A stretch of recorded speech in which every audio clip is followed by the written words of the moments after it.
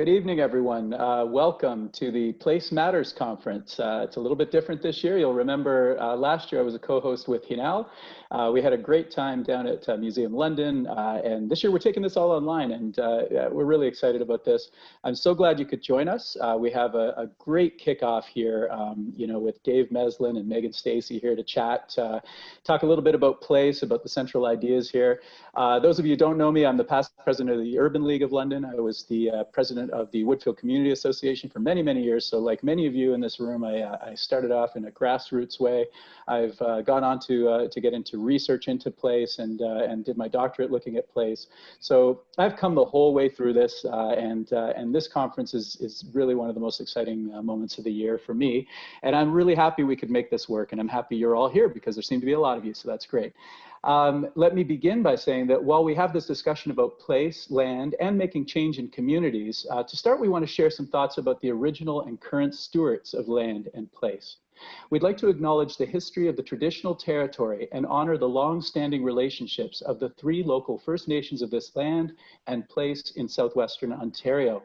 The Attawandaron neutral peoples once settled this region alongside the Anishinaabe and Haudenosaunee peoples and used this land as their traditional hunting grounds. The 3 long-standing Indigenous groups of this geographical region are the Anishinaabe, the Haudenosaunee, and the Lenape. We would like to also recognize the 3 First Nations communities downriver, Deshkenzibi, the Thames River or Antler River, the Chippewa the Thames First Nation, Oneida Nations of the Thames, and Munsee Delaware Nation. We strive throughout this program and in our future programming and actions to work with these communities to continue to listen, to learn, and to restore the natural area back to its original beauty, support local initiatives, and help out our communities to become climate and socially resilient. And I'd also like to say that as we discuss the resident voices in matters of place, it's important to recognize that Indigenous voices have long been silenced or ignored in these discussions, and that we must all do a lot better. Today, this land is still home to many Indigenous people from across Turtle Island, and we're deeply grateful to have the ability to meet in this place. So thank you for all of you for joining us. I think we're in for a great discussion here. A little bit of housekeeping, just to let you know, do hit placematters.ca and you can find out lots of other things that are happening. I hope you'll stay around after this discussion because at 8:15 tonight, on YouTube, you'll be directed there straight from this seminar. You'll end up straight at that homelessness discussion, and I think you're going to find that one fascinating as well.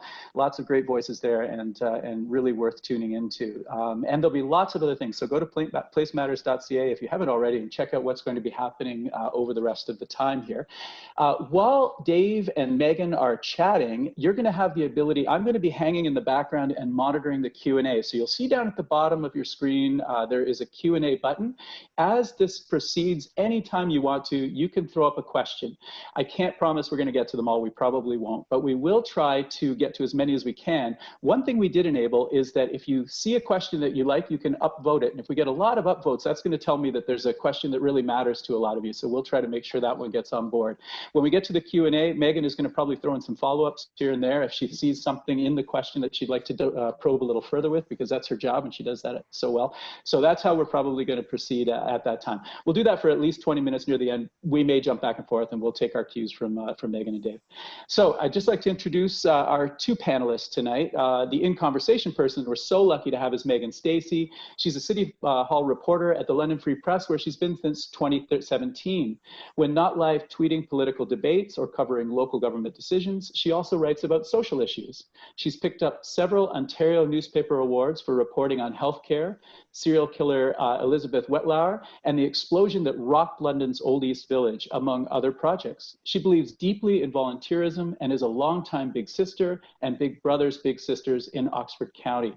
Her favorite London spot is the South Branch of the Thames Valley Parkway, and I know many of us, myself included, rely so heavily on Megan to keep us informed about what's going on at City Hall. And she's such a great voice for this conversation because this is the sort of thing she talks about constantly, about getting citizens engaged, how we can be more informed and how we can be more involved in the place that is London and making this place better. Now, our keynote tonight, although this is an unusual form of keynote, we're doing this as an in-conversation. He's still our big name, and I'm so thrilled to have Dave. I know Dave very, very well. We've worked together a number of times. Great guy, and I'll give you a little bit of Dave's background as well. With one foot planted firmly in the world of mainstream politics and the other foot dancing the more vibrant universe of grassroots activism, Dave Meslin has found ways to bring them both together and turn energy into action.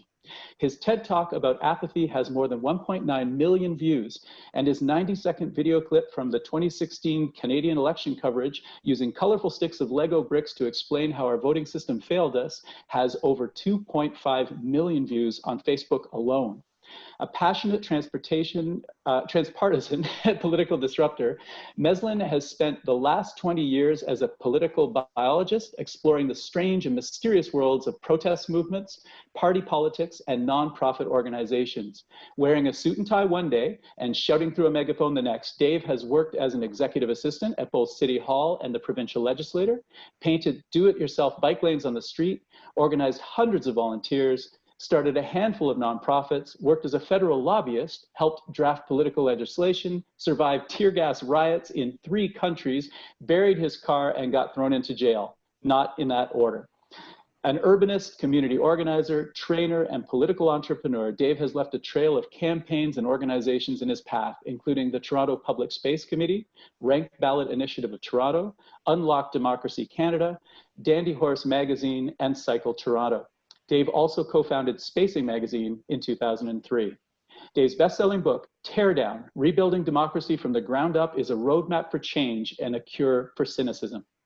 Described by journalists as a mad scientist and the ultimate ideas guy, Dave has shown that politics and civic engagement can be fun, colorful, and constructive. His work inspires us to invert the traditional pyramid of hierarchy by creating meaningful opportunities to engage neighbors, employees, or students. His thesis is simple. We're stronger and smarter when we're all involved. By replacing cynicism with a culture of participation, we can reimagine our role in the world and the possibilities of the future. So I know he can't hear you, but wherever you are, a round of applause for Dave and a round of applause for Megan for joining us, yay, at this virtual event. And I'm going to step aside now, but as I say, I will be monitoring the Q&A. I can already see there's one question that's popped up, and I will now leave it to Megan and Dave. Thank you both. Dave, I'm just hoping we're going to get into a few of those stories. That's a wild bio, man. Yeah, you gotta give us some of the good stuff tonight. But and it's going to be so great. I'm really glad that we have the chance to chat with you and learn from you. You told me that you don't mind if the chat gets a little bit fiery, so I'm looking forward to doing that later. But we'll start with a little softball for you. We want to talk about engaging in the community and valuing this place and making a better place. I feel like in this era where we're, all Zoom chats and emails, it's easier, but it's harder too, right? How do we still have that connection with each other? Can you maybe talk a little bit about how people can go about doing this? What's the best place to invest your energy right now if you want to have an impact, if you want to be engaged and connected to your community? Where do you start? Sure. First of all, I just want to say how exciting it is to be addressing people in London, which is the only democracy in Canada, but we'll get to that later. Wow, it's a tough question. I think one of the things you want to avoid in any type of advice about community organizing or activism is any type of one size fits all. So what works for me or for you will be completely different than what works for Wes or for anyone else who's watching. It really depends on your time, your schedule, your finances, your age, your energy, your extrovert versus introvert natures, whether you like your neighbors or not, and what kind of neighborhood you're in. So, I think if I have a core message, it's that there are more opportunities in your community for you to make a difference than you are aware of. Sometimes you have to find them. Sometimes you have to create them. And I have really fun stories about both of those categories. Sometimes you have to figure out the existing rules that allow you to create a new project. Sometimes you have to push to have rules changed because they're preventing you or a group from doing something local. And sometimes you have to break rules in order to get things done. And sometimes you have to break rules to make the rules change. I could share a quick story on that in a minute. There's a gray area in between being like a reckless anarchist and being someone who does everything by the books. There's a really beautiful space in between where you use very calculated tactics that push the boundaries of what is currently accessible. I mean, that is the entire history of social change. You don't have to end up in jail. You don't have to do things that are, will put you in any type of legal risk. But sometimes rules have to be bent. But it's really a personal thing. It's when you become a leader for community change, it's going to take a lot of work, and it better be something that really drives you spiritually. And I can't tell anyone what's going to drive you spiritually. So telling you, the best way to get involved now would be like me telling you, here's a great way to make art. I don't know what way you should make art. It might be through spoken word or dance or body painting. Who knows? But what I will say is that there are so many forces in society that make it an easier path for us to stay at home and do nothing and kind of plug our ears at all the political chaos and to kind of avoid maybe the complexities of doing collaborative community work, because it is difficult. If you start organizing with your neighbors, people will have different opinions about things, and it's not always an easy road, but it's a road worth traveling. And, if we could see everyone on the call right now, like in a traditional Zoom call where we could see everyone's background, we could look at the way everyone has decorated their homes, right? And we put so much effort into creating a visual and social space around us that makes us feel comfortable, that says something unique about us and reflects our values. And we can do the same thing with our block, with our neighborhood, and with our city and with our country. These aren't external spaces that other people have to plan for us. In the same way that you might move into a new house and say, I got to redo this place. This isn't me. It doesn't speak to me. You can do the same thing with your neighborhood and say, you know what, there's things in my neighborhood that I think don't reflect who we are as residents. And I'm going to take it upon myself to organize us to change that. So it's really about sticking a flag in the ground, laying a claim to a collective ownership of the commons, and then working towards changing it. I love that. And I wanted to, even going back to your bio, Dave talks about just taking some paint, getting the bike lanes down yourself, right? I mean, you're a guy who gets it done. And something that you just said too, is that there are so many more opportunities, even directly around us in the community than we think. I come from, the traditional going to City Hall, however many times a week, sit, talk to the politicians, sit through those meetings. But can you give us a few examples, especially right now when maybe understandably people don't feel comfortable reaching out, in person, having that, kind of neighborhood gathering to get going on your little mini community organizing? What can you do to start building those connections? Maybe it's not virtual, but maybe it's, in person safely, but what does it look like right now, given our current environment? How do we start building, the framework and those foundations without, being in each other's faces all the time? Yeah. And I mean, of course, this is going to change a lot in a month or two when the weather changes. Yes, but it's a great time to have community meetings of a small group of people in a backyard, spread out, bring your own snacks. December, January, not so much. So I think that actually, and I don't know if you've experienced this, but I feel that the last 8 months has really brought neighbors together in a lot of ways. Because we're not going to the movies and going to sport games and going to Europe or Florida or whatever, we're home a lot more. And the first 3 or 4 months when we were literally in our homes locked down, I don't think we were getting to know anyone except maybe our families too well. But since, May, there's been more people in my neighborhood on the street, walking around, talking to each other, than I've ever seen before. And of course, there's all these community efforts too at the hyper local level, whether it's banging pots and pans or putting rainbows in your window. We had a neighbor who would set up a stand every Sunday on their lawn selling handmade face masks. This was before you could buy them. This was like during, you remember like a few months ago when you couldn't buy any sanitizer or any masks, and he was like, where am I going to get one? And this woman was just making them by hand and then selling them at a very affordable price. And she had a sign up and said, open on Sundays from whatever 10 to 2, and she had a little neighborhood store. So in some ways, I think that the timing has never been better. And of course, right off the bat in March and April, people were talking about how do we set up neighborhood pods and groups where we can check in on seniors or like people who need help locally. Let me share a fun story with all of you. I'm going to switch to share screen because you were just mentioning how, let me go here, how, a lot of the work you do is at City Hall. And I was talking before about, work that's more grassroots. So here's a story that crosses both of those worlds at the same time. So we wanted to paint a mural on a street in our neighborhood. And it wasn't a mural on a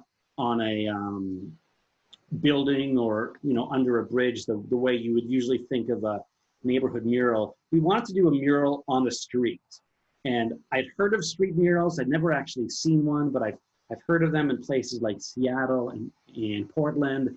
And I thought, what a fun way to get kids involved in the neighborhood and leave something that's semi-permanent. Because when you host something like, let's say, a street party, which is a classic neighborhood thing to do to bring everyone together, you bring out the tables, you have a potluck dinner, you play street hockey, you have music.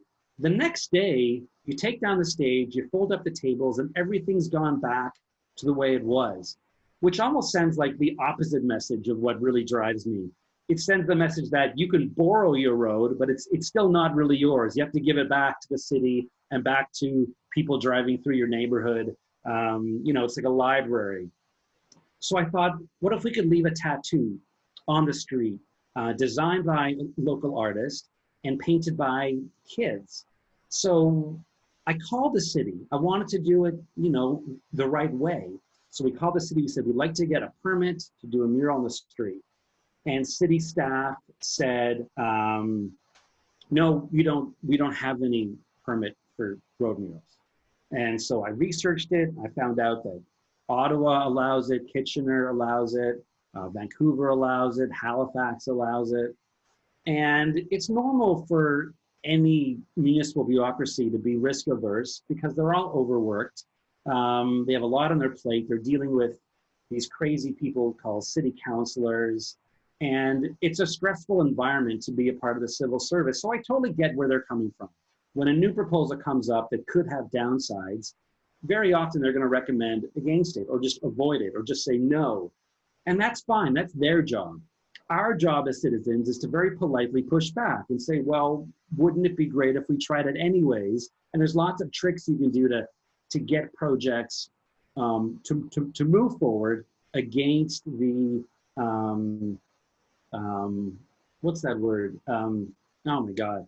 The opposite of momentum, inertia, the inertia of our political culture, which happens both on council and within city staff. It's our job to push against that in ways that are constructive. In this case, though, they just said flat out, no, you can't do it. So at that point, we had done the proper steps. We did everything you're supposed to do as a citizen. And so we just ignored them and painted it ourselves without permission.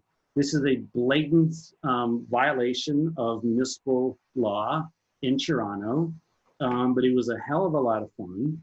And is that what you put on the posters? Come be part of this blatant violation? I don't remember to what degree we informed people that they were breaking the law. I said before, there's certain tricks you can do. So one trick is to get kids involved. Police are much less likely to start arresting people if it's like 6-year-olds. There's just a certain stigma around that. It's frowned upon. So we had kids like right up front and center doing a lot of the work. Here's a photo. Can you see this one? This is the finished product. This is Toronto's first curb-to-curb illegal street mural. And what happened here is, of course, we got good media exposure out of it. It was such a great example of how neighbors can do something constructive together on their own. The whole thing probably cost under $100. Like, there's no reason why this should be controversial. So then our city councilor said, oh, this is actually kind of cool. He put forward a motion at city council saying, why don't we legalize street murals? Like, they did it. I know they broke the law, but it looks great. And all these kids now, you know, feel a sense of belonging, because just like you, Megan, have decorated your home with art, these kids have literally decorated their street with permanent art that makes them feel that they're at home, even when they're not in their private homes. And that's what placemaking is all about, creating shared spaces.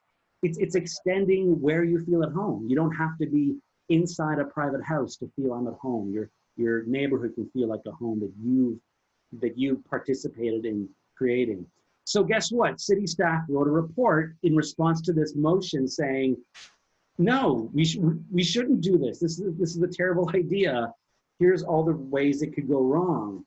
So now I'm in a position where I've broken the law once. I got my counselor on board. He started the official process, and we're still getting pushback from city staff. So this is where the intricate, strategic, chess-like advocacy starts. And advocacy is so much fun.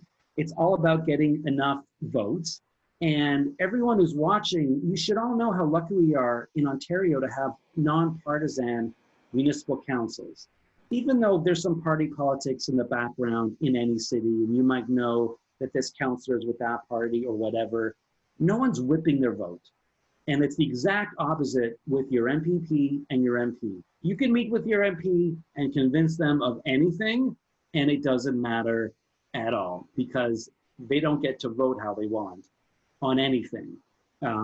If they're a cabinet minister, they might have a bit of input in something, maybe, but if they're a backbencher or if they're not even part of the ruling party, good luck. You can talk to them for the rest of your life. You're just wasting your time.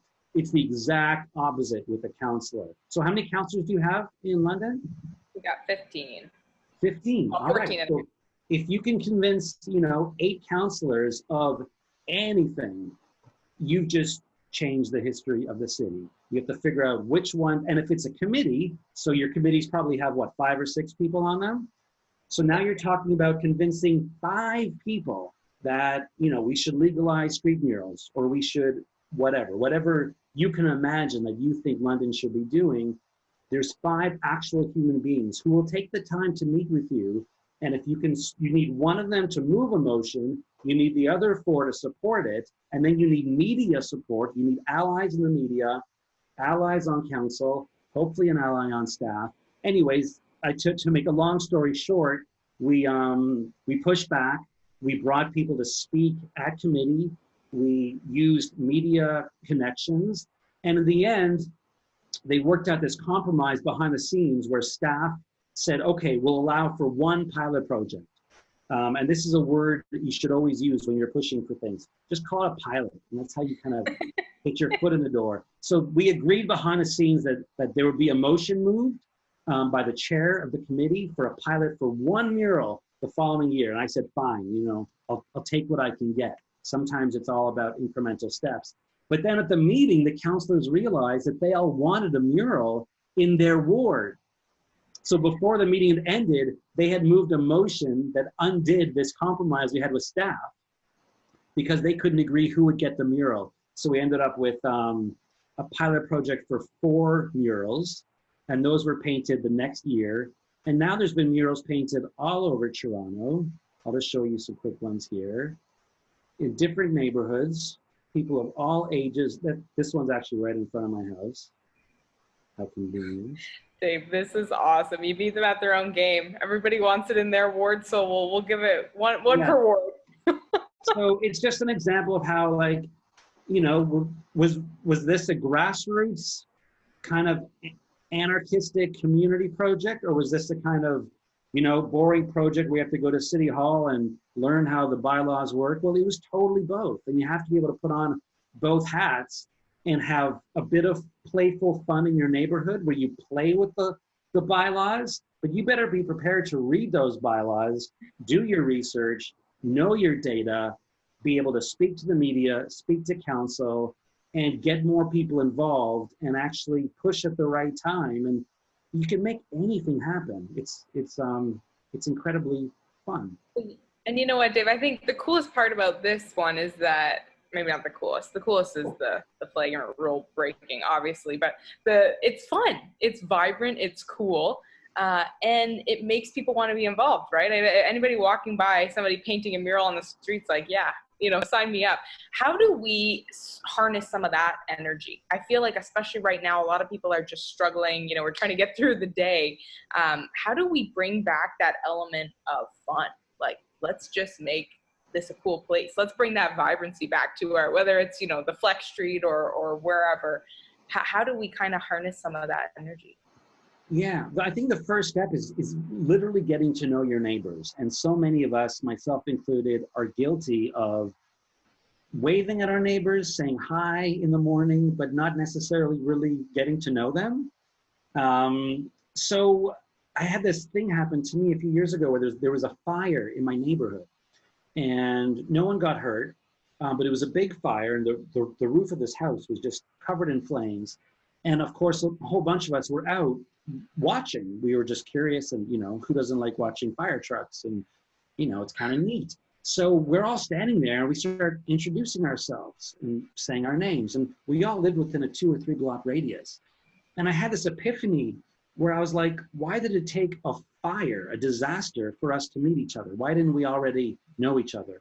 So I've been doing a lot of work in my neighborhood around just the idea of doing things together. It doesn't have to be political. It doesn't have to be some huge project where you change the bylaw around street art. Let me just share with you another really quick example, because it shows how small and simple community change can be, and the different types of shapes it can take.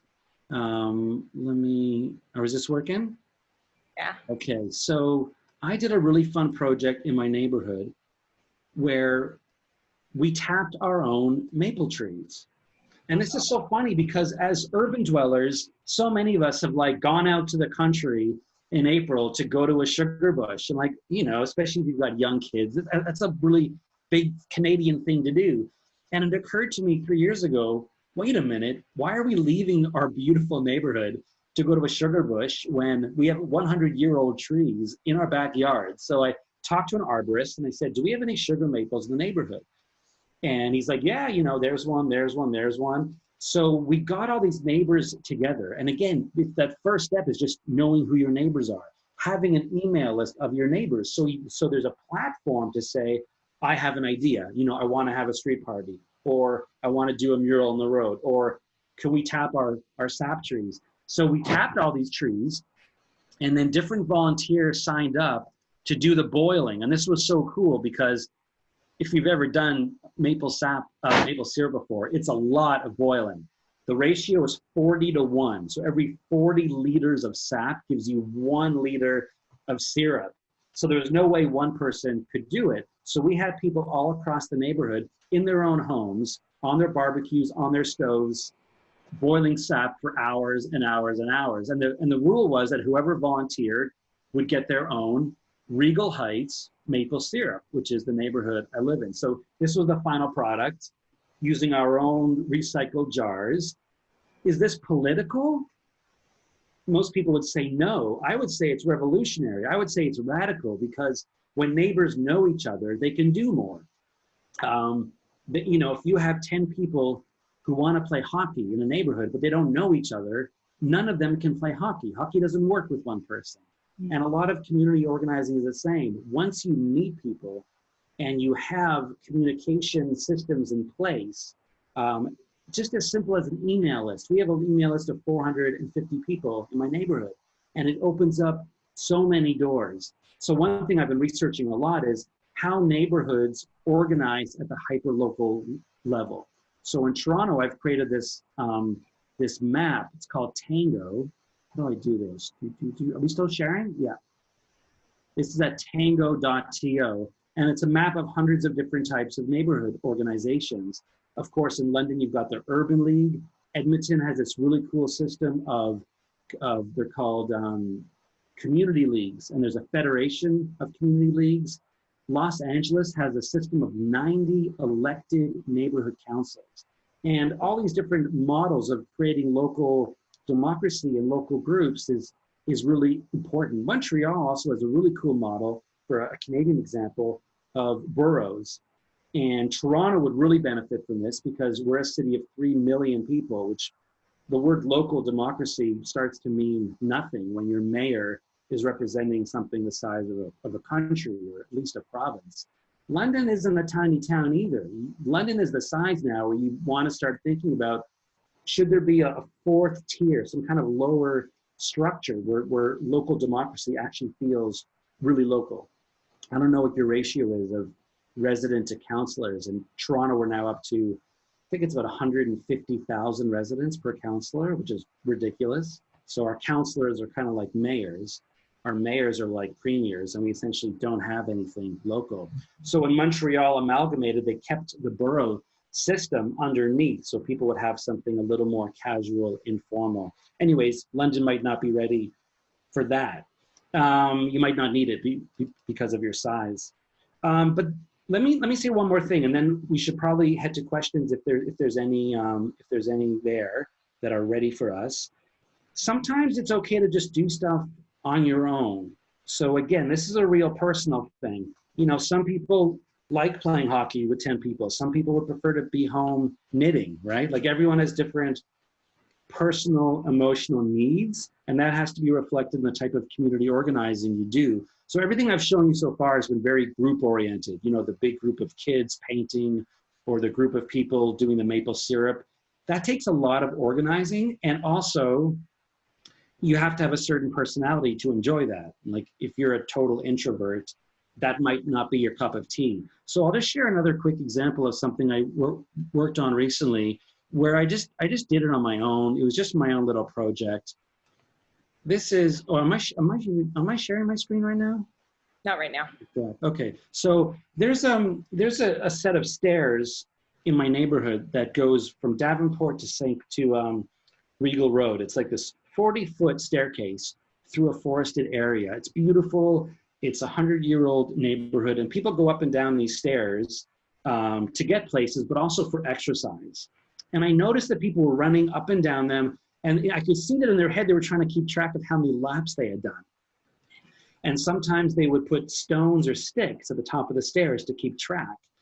And I thought, wouldn't it be fun to help them out with some kind of installation that would allow them to keep track of their laps on the stairs? So I installed this abacus.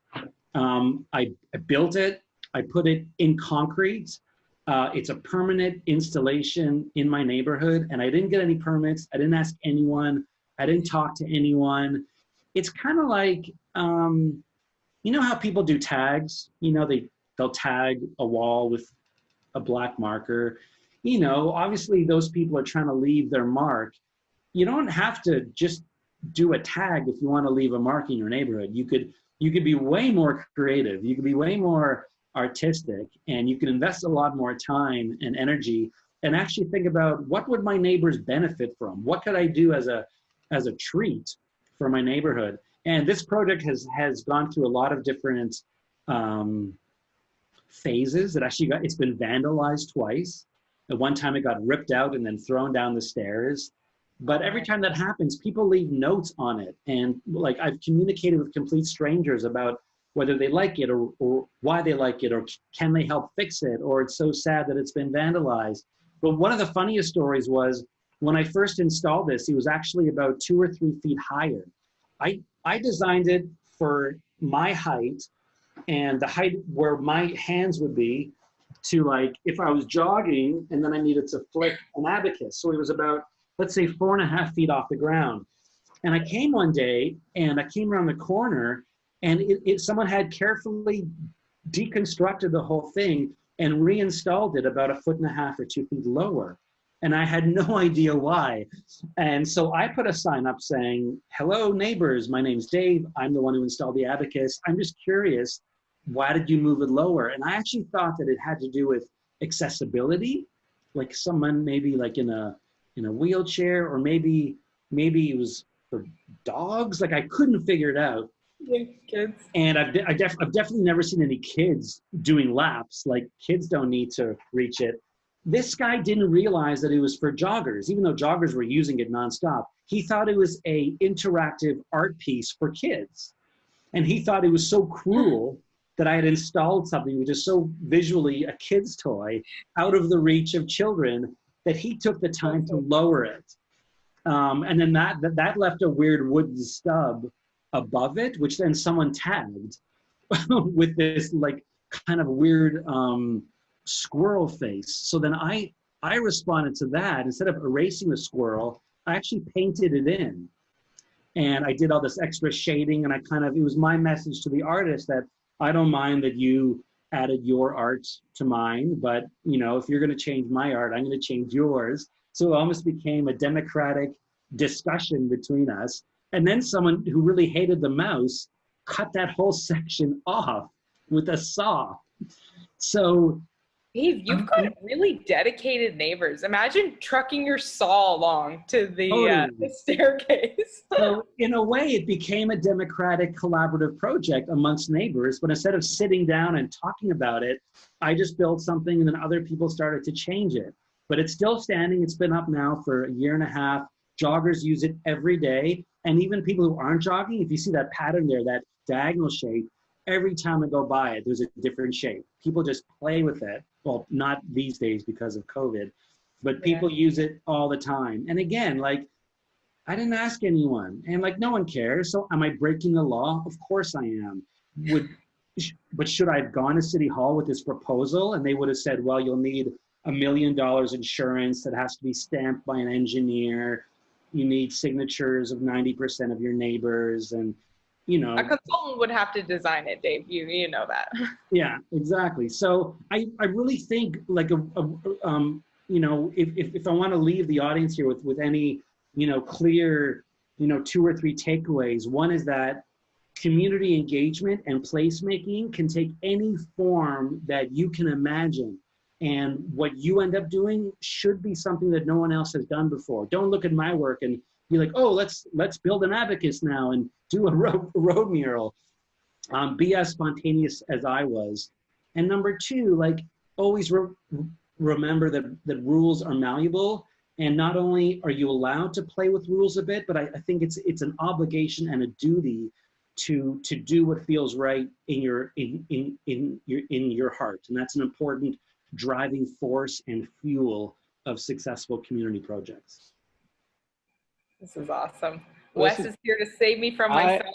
Don't stop, Megan. Don't stop.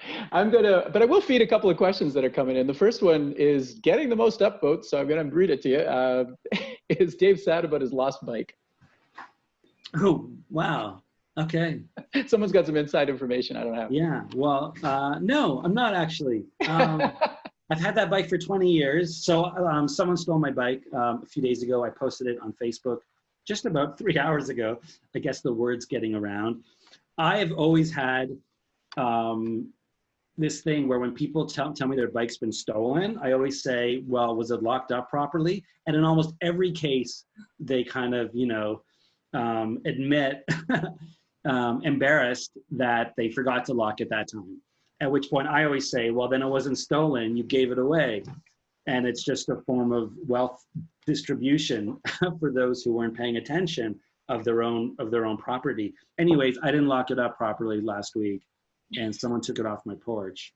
And I just hope whoever took it is riding it and enjoying it. It's a beautiful bike, and I'll get a new one, whatever. Thank you everyone for caring so much.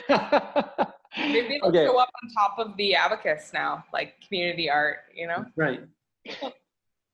This one's a little more serious. And you know, as part of the Urban League, you and I've connected about the Urban League. It was great to see the Tango map filling out. You know, since my visit to you down in Toronto to talk to that group, it was so much fun to see that happening in that room. And we're both big proponents of community associations and connecting them. But you know, at the League, we always try to say to people, you don't have to be part of an urban, and you do as well. You don't have to be part of a community association to get things done. So this question sort of falls into that world. It says, I'm a part of a community association where the people involved live at the most northern part of the area, and I live at the most southern part. I feel more connected to my 80 condo neighbors than I do with my community association. How can our group be seen as equal to community associations when trying to get information and support from the city? Wow, well, I mean, obviously there's a lot of background I don't know about the neighborhood, but from what I'm hearing, it sounds like, and I don't want to ruffle any feathers here, but maybe you should start a different group. If there's a group that only caters to the northern side of your area and the southern area feels left out, maybe that group has the northern group has too big of a boundary area, and you should just kind of say, we're going to start our own southern group and stake your own turf. I think neighborhood groups should be as small as possible. So I'm curious to know, I obviously we can't speak back and forth. I'm curious to know roughly how many people live in that catchment area. So I'll tell you, in my neighborhood, the Regal Heights Residents Association, it's probably just 2,000 people, maybe 2,000 or 3,000. It's not a municipal ward, right? These groups should not cover a large area. It should be people who would see each other on the street, shop at the same local grocery store, go to the same local cafe, walk their dogs in the same local park. I'm hearing that it might not be that for you. And when you say condo, I don't know if that means a vertical tower or not. If it is an actual building, you know, you might want to even create an association just within that building. You know, every condo has a board, but they tend to just do administrative things rather than placemaking or, you know, social organizing necessarily.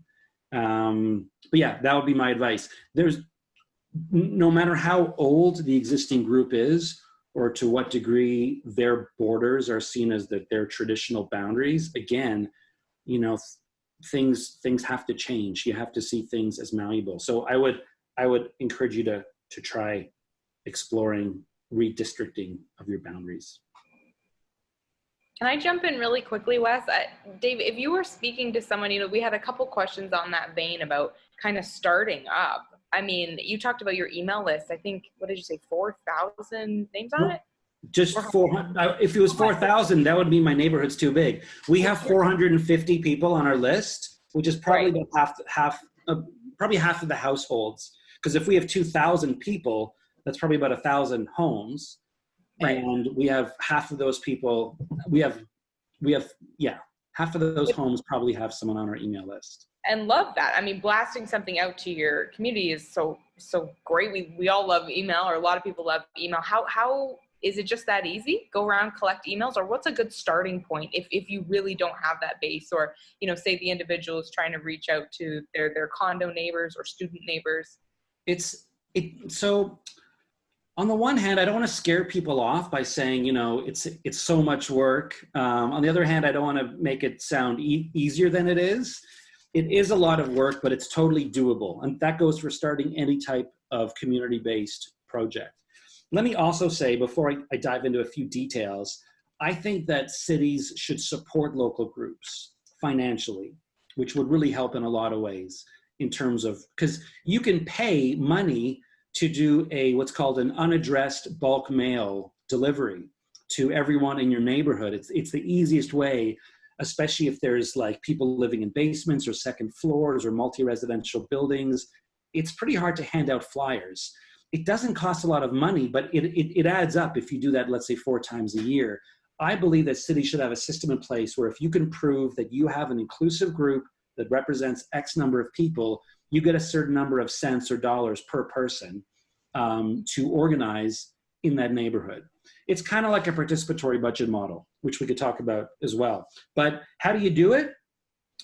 A lot of it's about having confidence and, in a way, a sense of entitlement. And this is why so many residence groups are dominated by older white homeowners.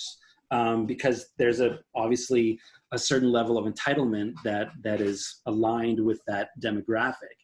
So, if 5 people in a kind of wealthy homeowner neighborhood come together, they'll be like, we're the Forestville Residents Association because we said so. And here's our name, here's our bylaws. I have a lawyer friend, he's going to incorporate us. And, my son makes websites, I'll pay for the domain, whatever. We can have meetings in my dining room, which can seat 30 people, and boom, right? Done. Whereas other people might not have the physical space to meet, but more importantly, might not have that arrogant point of view where it's like, well, we're just going to create this because we say so. They might think, well, who am I to tell my neighborhood what the name of their group is going to be? So my message to you is act like those arrogant old white homeowners. If you've got 5 or 6 people who want to start a neighborhood group and no one else has done it, just do it. The first step of a democratic project cannot be democratic. Someone has to call the first meeting. Someone has to pick the venue where it's going to be. Your neighborhood can't do that in a collective way because the meeting hasn't happened yet. You are ethically and morally justified, and I think it's actually a heroic thing to do, to say, we're starting a new neighborhood group.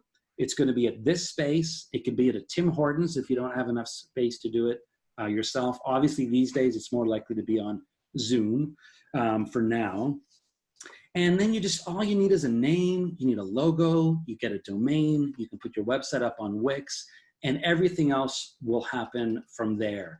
And really what you're trying to do is recruit volunteers, figure out what skills different people can offer. Some people can offer their time, but they don't have any money. Some don't have any time, but they can offer you money, and everything in between. Someone can build a website. Someone can make food for the meeting. Someone wants to start a neighborhood newsletter and knows someone who does graphic design and knows someone who works at a print shop, whatever. But the hardest part, and I think the rarest skill, and it's really an emotional skill, is to be the kind of person who says, you know what?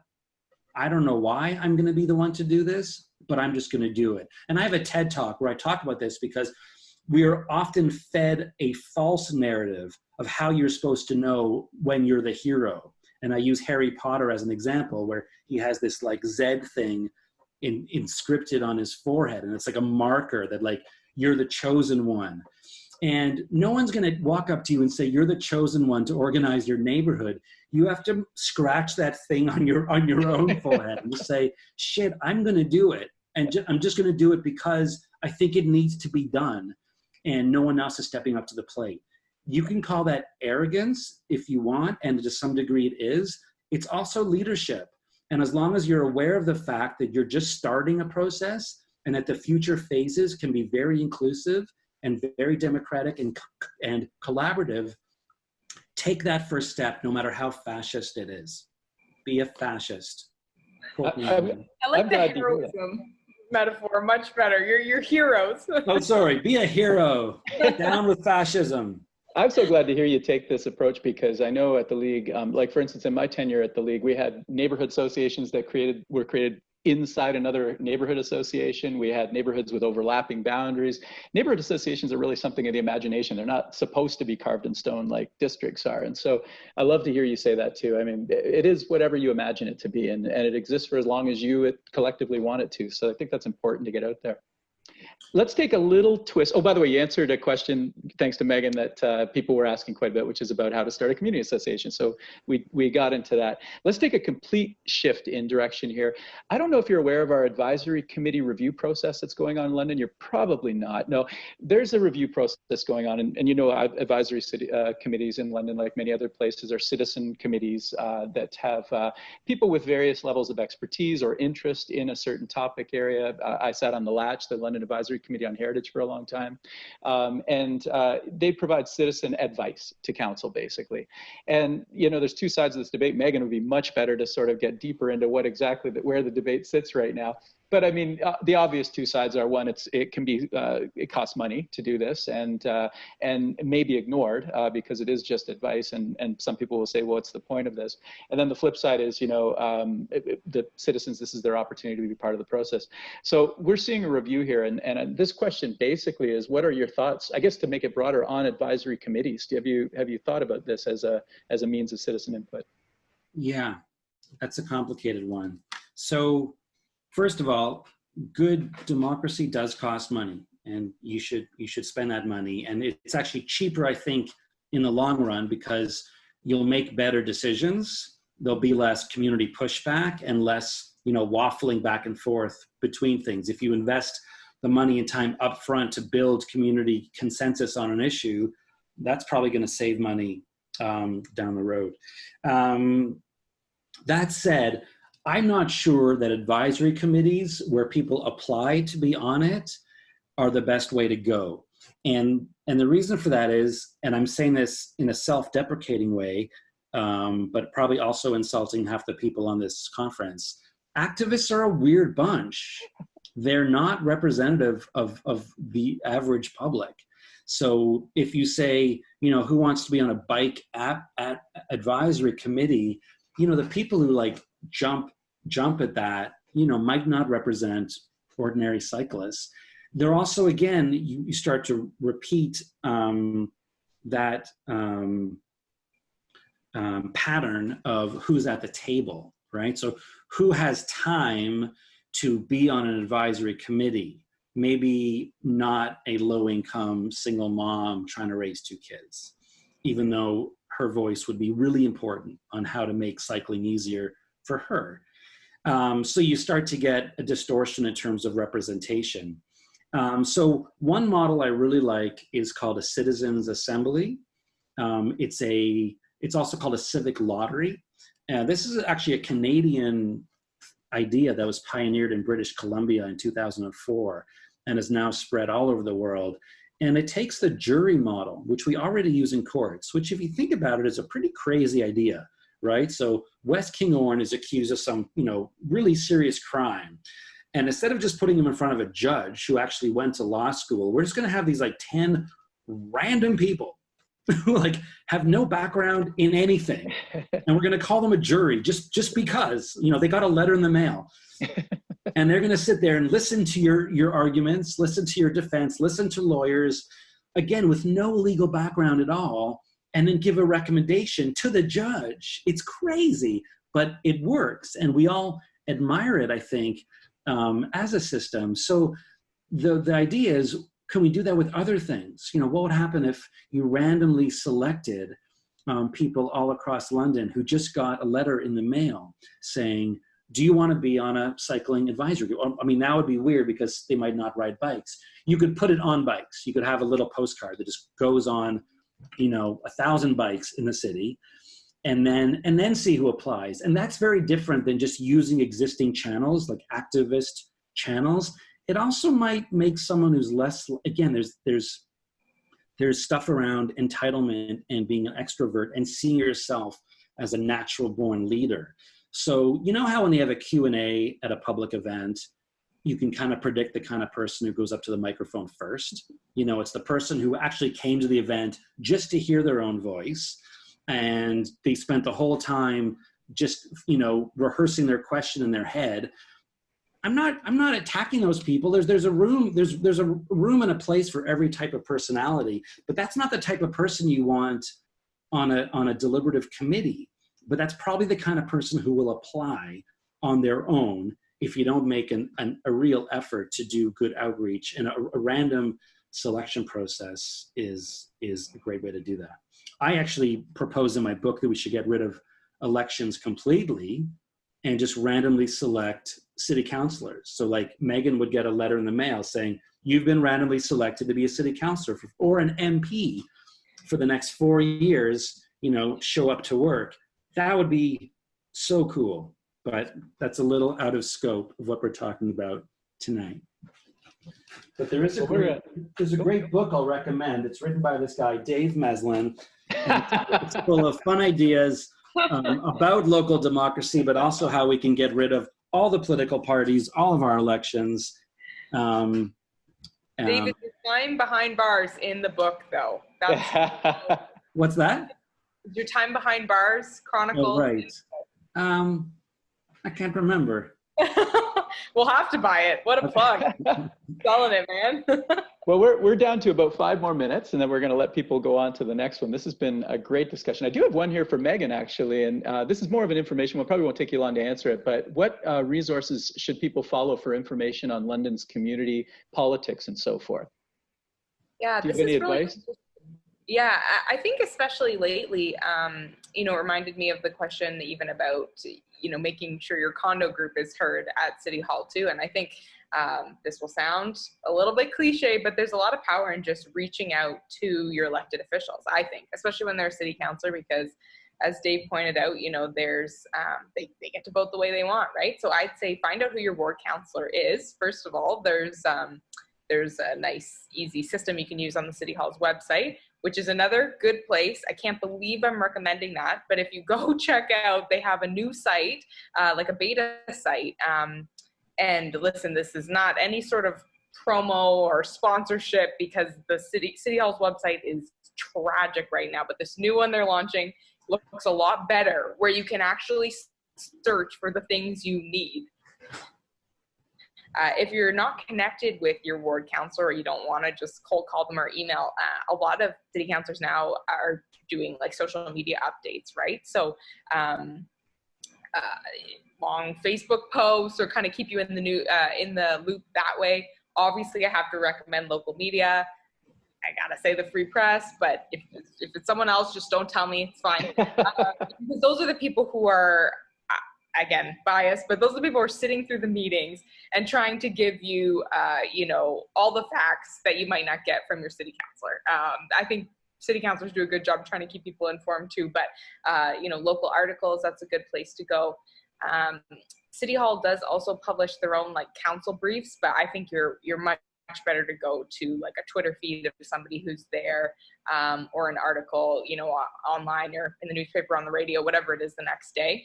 I'm just trying to think if that question was specific to anything else, Wes. I think it was just in general. That was in general. And, yeah. And following, I'm not just plugging you because you're sitting here, but following you is actually on Twitter an incredibly good way to stay informed. It really is. Like, I mean, a lot of us say that behind the scenes. It's not an uncommon thing to hear in London, is that, yeah, follow Megan, because that's how you know what's going on. I'll send you the check for that promo.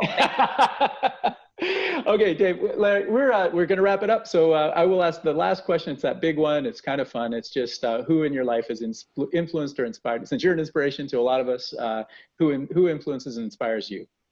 Oh, wow. Everyone. Honestly, can I throw this back at London? A lot of you know that I've been involved with a push for democratic reform, and it's been a really long haul. I started 15 years ago, and 5 years ago we convinced the province to allow any city to use ranked ballots, and out of 444 municipalities in Ontario, only London did it. And there are people who were involved, you know, Josh Morgan, Jesse Halmer, Tanya Park, Urban League, Women in Politics, Megan, you know, doing great journalism, you know, people were covering it. The CBC had me on. It's incredible what happened there. And people will look back and see it as an incredible turning point. And we've got a report coming out in the next few weeks called London Leads. We've done the analysis on the data, and there is so much hard, clear evidence that what London did was a game changer. And I think it's gonna change the future of Canada. I think so many other cities are gonna start flipping now one by one. And it was the leaders on the ground, all the councillors who voted for it, the mayor as well, even the city staff, you know. Your clerk was not on board at first. And at the end of the day, Kathy did such an amazing job and is now regarded as I think Megan called her a rock star, or something in an article. She's really revered as an incredible leader within the clerk community in Canada, because she was the first to oversee that kind of implementation, and it went so smoothly. So London inspires me. I swear to God, like what happened there is so inspiring and it's allowing the movement to gain momentum. So thank you to everyone on the call who was a part of that. Well, thank you both. I'll just let everyone know, if you haven't looked at the chat yet, there are a few things posted that relate to what we've talked about. Megan's Twitter is there, the new beta site for the City of London that Megan mentioned. So these sorts of things are there. Do read Dave's book, it's amazing. I want to thank you both for being here for an incredible discussion, and thank you all for joining us. It's been a great night. I'm really enjoying this format to this conference, and I'm so glad that we were able to pull this together. I hope you keep tuning in. It's going to be an amazing week. We got a lot of things planned.